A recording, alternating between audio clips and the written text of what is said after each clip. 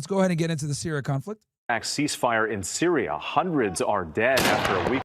Overseas now to the U.S.-backed ceasefire in Syria. Hundreds are dead after a week of intense gun battles in the streets and a close call for British broadcasters. Bruh, these niggas. Caught in a clash between fighters. The proposed ceasefire comes after Israel launched several rounds of airstrikes in Damascus. Here's ABC's Patrick Reevell.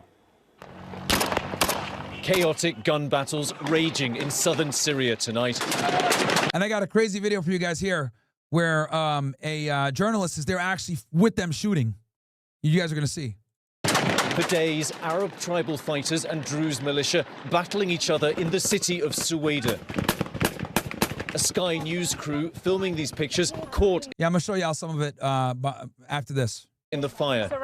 Also, guys, do me a favor. If you can't afford to join the OSS, no problem. Just do me a solid. Smash that like. Okay, guys? Smash that like. As you guys can see, I deal with a lot of bullshit. People following me to my fucking house, trying to start problems. People fucking trying to start some bullshit when I'm out there doing these debates. So, show some love, my ninjas. This, some of the most dangerous sectarian violence since the fall of the Assad regime last year. Hundreds reported killed. This video circulating online showing piles of bodies in a hospital. Earlier this week, Israel intervened, launching several rounds of airstrikes on Damascus. The bombings captured on live TV. Israel saying it was protecting the Druze and demanding government forces withdraw. That's false, and we'll talk about that here in a second. I'm going to let you guys watch all the covers. I'm going to give you guys an analysis and a breakdown. From the south. But the US rebuking Israel, now backing the Syrian government's efforts to establish a ceasefire. Yeah, because we fucking did a whole bunch of diplomacy with Ahmed al-Shara, lifted the sanctions, and the Israelis are fucking undoing everything we did, dude. But again, I'm going to show you guys the footage, then I'm going to give you guys a nice little monologue on what the fuck is going on over there. President Trump 2 months ago meeting Syria's new leader, Ahmed al-Shara. There you go. Bam. The US He's a former Al-Qaeda member, though, which is hilarious. But yeah. Anxious now for the country to stabilize. We've heard tonight from some frightened Druze civilians in Suwaida. They say homes have been burnt and looted. Syria's Interior Ministry tonight says the clashes have now stopped, but this violence underlines how fragile the country still is. Still a volatile situation there. Patrick Reevell, thank you. All right. Let's go ahead and show you guys some of this footage. This shit is insane, bro.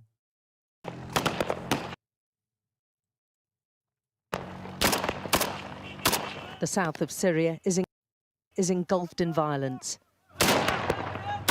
Guys, how's the audio on this one? I think it's a bit low, isn't it? I'll turn it up for you guys a little bit. This should make it a lot better. It's the most dangerous sectarian fighting since the fall of the Assad regime. And it shows no sign of abating anytime soon.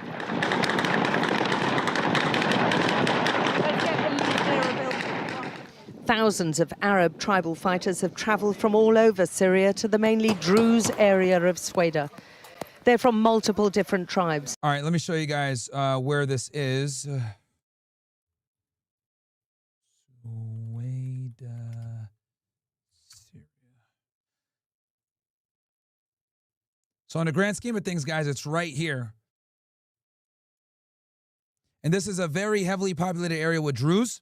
Now, Druze, guys, okay, it's right on kind of the border by the Golan Heights, right? Golan Heights are right around here. So the Druze, guys, are basically a group of people who, they're not Muslim, they're not Christian, they're not Jewish. They're kind of like an offshoot of Islam, but not really.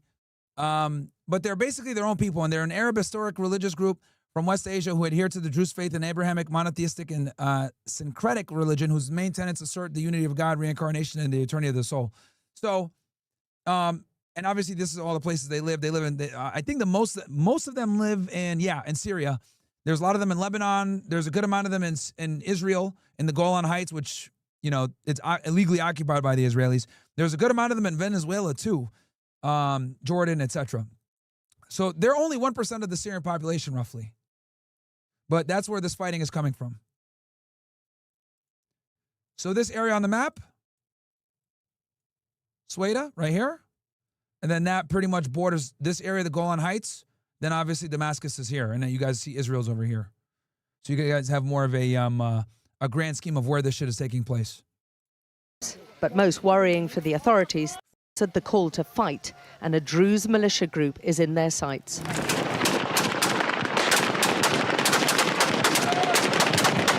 Bro, these niggas don't give a fuck.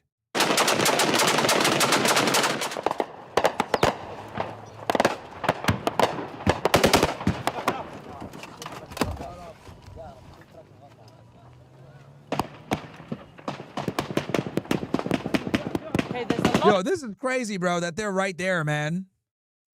Hey, look, man, I make fun of women all the time, but yo, shout out to this lady for having the balls to be out there, bro. That shit crazy. Firing going on. We appear to be surrounded. Suddenly, after a lot of quiet for a long period, there's an awful lot of firing. Yeah, the bullets came in from both sides. It's like everyone ducked behind. There's still quite heavy fire.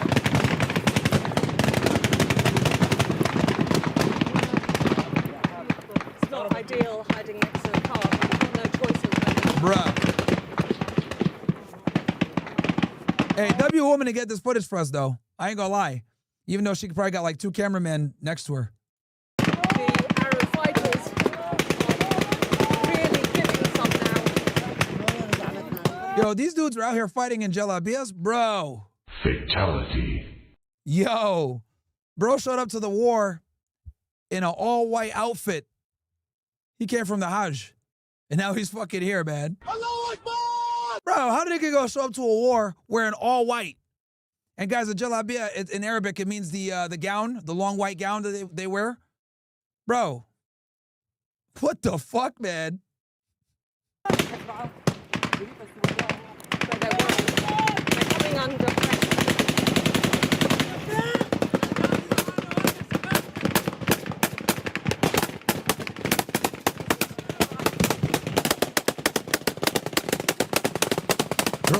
Bros are using them AK-47s, man.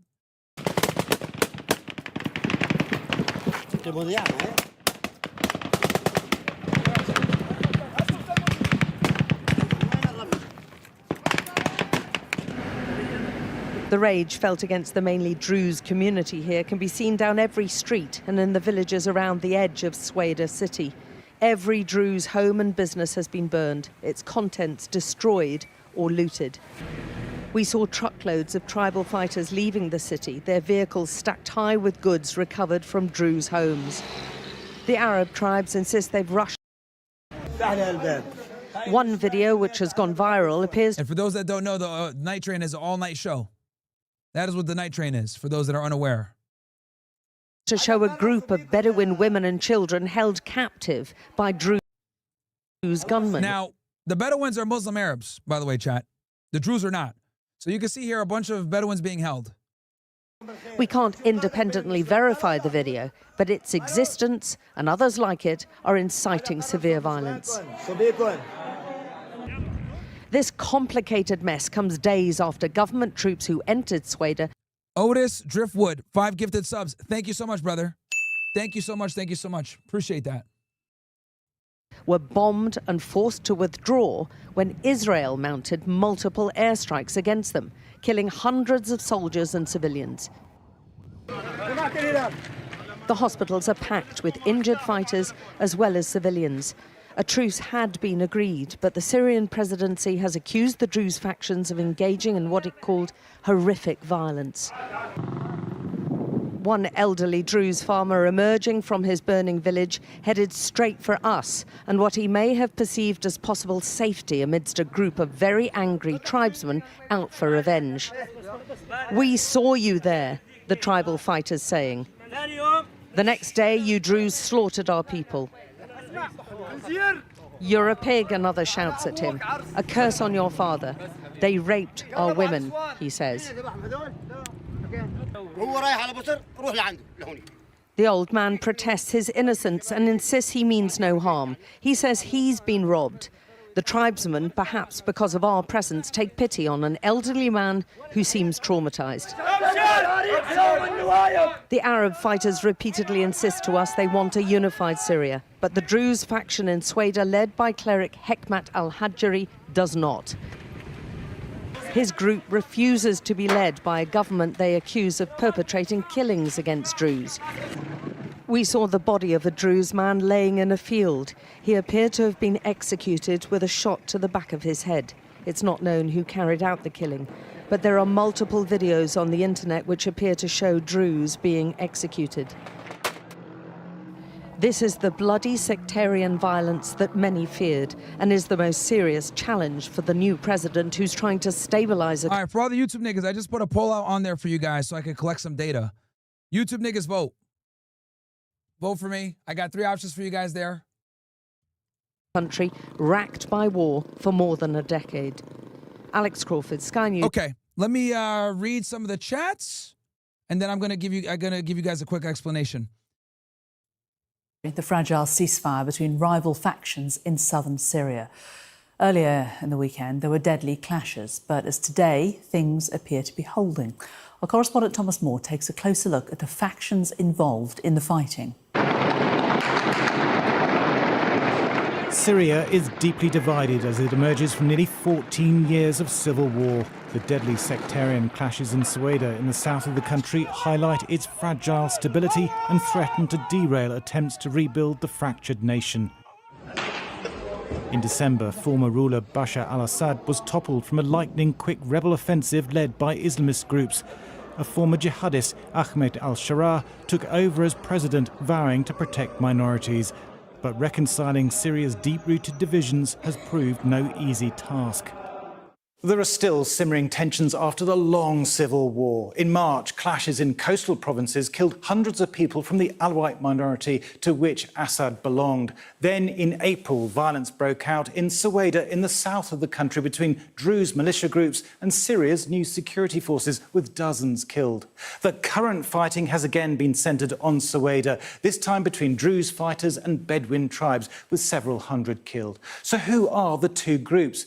There are almost 700,000 Druze people in Syria, with more in Lebanon, Israel and the occupied Golan Heights. Their faith is an offshoot of Shia Islam. Some Druze groups are opposed to government security forces in the region, and Israel launched airstrikes in their support. The Bedouin are another minority in Syria, also numbering around 700,000. They are Sunni Muslims and are traditionally... Also, some of them are remnants of ISIS and Al-Qaeda. Nomadic tribes that have inhabited deserts around the region for centuries. They are seen as loyal to the new Syrian government. It's very difficult when you have so many ethnic groups and militia for any. Yeah, the Syrian war, guys, is one of the most complex conflicts in the Middle East, but I'm going to try to explain it the best I can for you guys. To create a state of nationhood, especially if one of those groups has been installed in power in preference to other groups.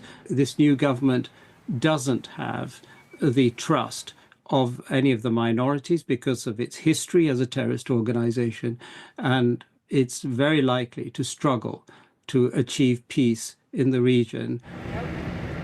There is now an uneasy ceasefire brokered by the United States, with government and Bedouin forces withdrawing from Suwaida and Israel holding off from further attacks. The UK and US are concerned the clashes could destabilise the nation. President Trump met the new leader in May, lifting sanctions, and the UK Foreign Secretary was recently in Damascus. The countries see the al-Shara government as the best chance of preventing a security vacuum. The US Secretary of State Marco Rubio tweeted, "If authorities in Damascus want to preserve any chance of achieving a unified, inclusive and peaceful Syria free of ISIS and Iranian control, they must help end this calamity by using their security forces to prevent ISIS and any other violent jihadists from entering the area and carrying out massacres." A stable peace still looks a long way off for a nation rebuilding from a vicious civil war. Thomas Moore, Sky News. All right, so let's go ahead and kind of go into this real quick. Oh, hold on. Is this something? Residents in the Syrian All right, real quick, because I do want to see how many people have died now. city of Suwaida are reporting a let-up in fighting as Bedouin clans withdraw from the city. Ceasefire now seems to be taking hold more than 24 hours after it was declared. Tribal militias have been battling Druze fighters for a week, leaving more than 1,000 people dead and threatening to unravel Syria's already fragile post-war transition. All right, so when I last checked last night, the death toll was around 600 to 700. So we're at 1,000 now. High tension as a fragile ceasefire holds in Suwaida province. Syrian internal security forces hold territory after armed Bedouin clans withdrew following clashes with Druze fighters. Now, just so you guys know, this area, Suwaida, is dominated by Druze. So the Bedouins came in to fight them. And the way this all started, chat, was basically the Bedouins and the Druze, there was an altercation. Like someone got robbed or some shit like that. And what ended up happening was, you know, they started fighting. One guy runs back to his tribe, brings back his buddies. They start fighting, and then it just continues to escalate, right? And what ended up happening was the Bedouins who are loyal to the government, right, the new administration under Ahmed al-Shara, they also got, you know, Syrian military officials to also assist them with fighting the Druze, okay? So they were fighting now for a week. Now, this is where the boys come in. So the Israelis claim, hey, we're going to go ahead and protect the Druze, right? We're going to come in and we're going to attack these Syrian, not just the Bedouins, but we're also going to attack the Syrian army that are here killing the Druze. Remember, guys, Druze are not Muslims, okay? Now, this it's very important because I haven't seen mainstream media talk about this, but I've been talking with some people that are actually Syrian and people that understand the conflict on a deep level. Because the thing with the Druze, guys, is there's multiple tribes of them in different places. And the way it works with the Druze is they have a cleric, okay? And the cleric is kind of looked at as like the religious leader that makes decisions on behalf of the tribe, okay? So since there's different tribes of Druze, some of them have different allegiances. Some of them like Israel, some of them hate Israel. Some of them like the government of Ahmed al-Shara, some of them hate it, okay? And the two main places that they're at are these two areas on the map that I'm going to show you guys right now, which I showed you earlier, but I want to show you one more time. These are the main areas that the Druze live. So you got Suwaida right here, and then you got the Golan Heights right around here, okay? Now, this is very important. I was talking to someone yesterday that is actually half Druze, which is hard to find these guys. And I asked him, what is the approval rating of the Druze of the Israeli government in the Golan Heights, this area, right? And basically, what he told me was only about 30% of the Druze approve of the Israeli government. The other 70% do not like the Israeli government. And the reason why, guys, is because this area, this territory here, is technically Syrian land. However, and the Druze have lived here forever. However, Israel occupies it. And the reason why Israel occupies it is because it gives them a buffer zone against Syria. Okay? Now, keep in mind, guys, Ahmed al-Shara just came into power this year, or late last 2024. This guy right here, just to put it, again, don't want to be too redundant here, but I know we got a lot of fucking new viewers all the time. So you got to put faces to names. I'm not just here to entertain. I'm here to educate you guys as well. So, okay, so here he is, right? A.K.A. Jolani. He goes by two different names, Abu Jolani and Ahmed al-Shara, right? Former Al-Qaeda. But he renounced it later on. But what you guys need to know is that when it comes to the Druze, oh, and he's a Sunni Muslim, by the way. This guy's a Sunni Muslim. What you guys need to know is once Bashar al-Assad fell, right, the Israelis kind of took that as an opportunity to destroy all of Syria's infrastructure. Okay, all their planes, their naval force, all their military outposts, everything. They destroyed it.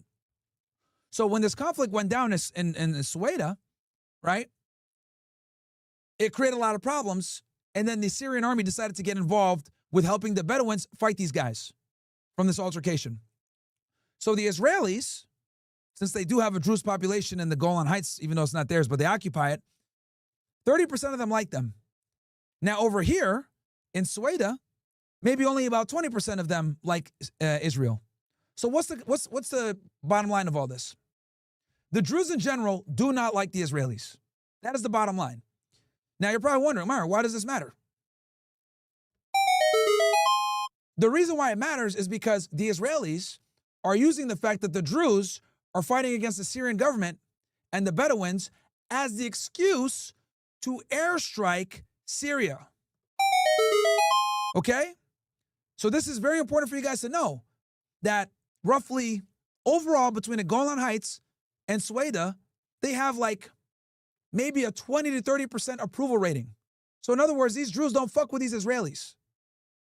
They occupy them in the Golan Heights and they've destroyed and destabilized Syria. So why the fuck would they? The real reason, right, that Israel intervened was for two main reasons.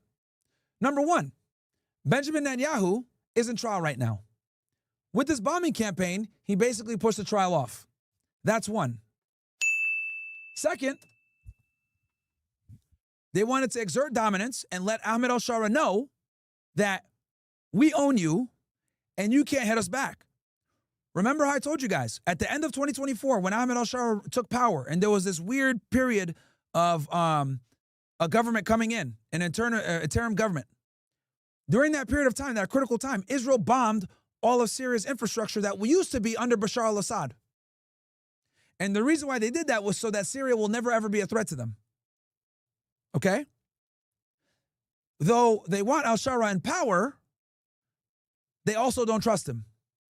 Now, let's bring this back even more to make sense. As you guys know, Donald Trump struck a deal with Ahmed al-Shara to lift sanctions from Syria and start to go ahead and get some diplomacy going. For a very long time, Syria was under control by the Assad regime. Assad was not friendly to the United States. Assad was an ally of Iran. Assad allowed the IRGC, the Iranian Guard, and Hezbollah to basically operate in his country to strengthen, rearm, provide aid, bring supplies, so that they can attack Israel. So the Syrian government basically was a member of the Axis of Resistance. So the Israelis took a big W by al-Shara coming in to power. And al-Shara even said himself, like when he first came in, that he was going to recognize Israel and exercise diplomacy. But since this conflict occurred between the Druze and the Bedouins, the Israelis are using it as an excuse to bomb Syria, show their dominance, and undermine the diplomacy that Donald Trump just executed. This is why Marco Rubio came out as soon as Israel started bombing Syria, saying, whoa, we're not involved in this. We're going to work to make a ceasefire immediately. And I actually believe it.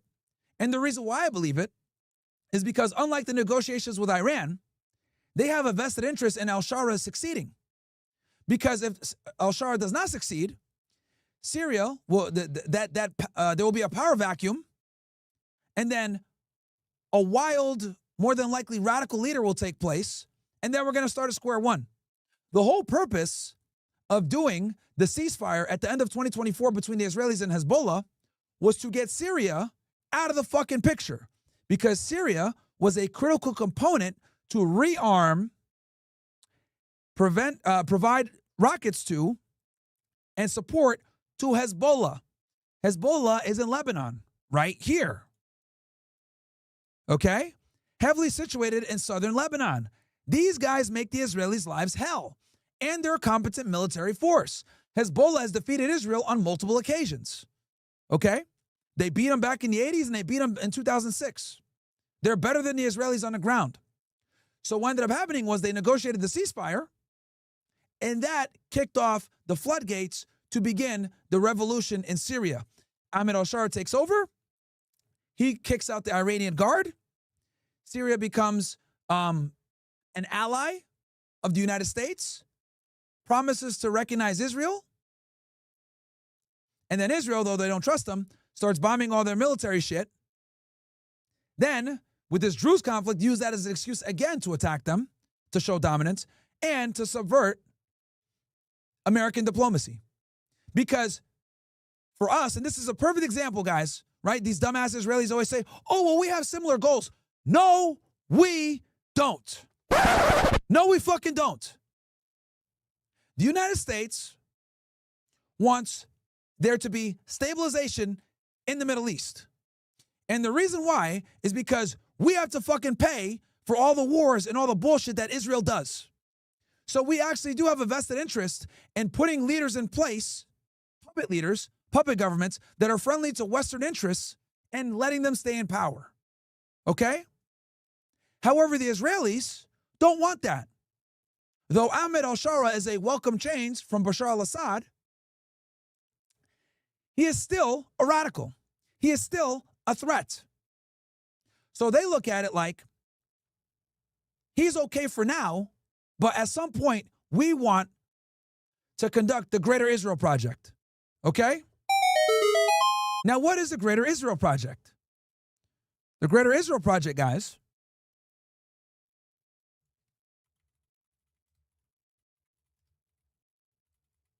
is a land expansion plan, okay, that would basically expand Israel. Boom. Can I make this bigger? There we go. This would be the plan to expand Israel. Basically, they would take the Sinai Peninsula, part of Egypt, up to the Nile, and then I think this is the Euphrates over here. But either way, the bottom line you guys need to know is look at all this significant amount of land they would take from Syria, Jordan, etc. So, hold on, can we get a picture?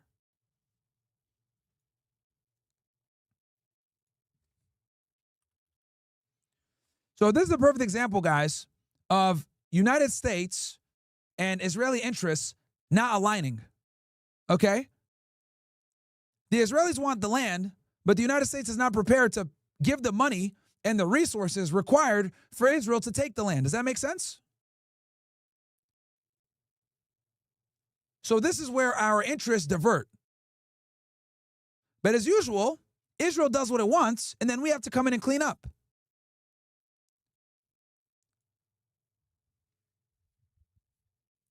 Give me ones in the chat if that all makes sense, guys. Any questions you guys got, whatever. I know it's a little confusing between the different tribes, the United States' goals versus the Israelis' goals versus what Bashar al-Assad was doing versus what Ahmed al-Shara is doing now. We went over a lot there, but give me ones if this all makes sense.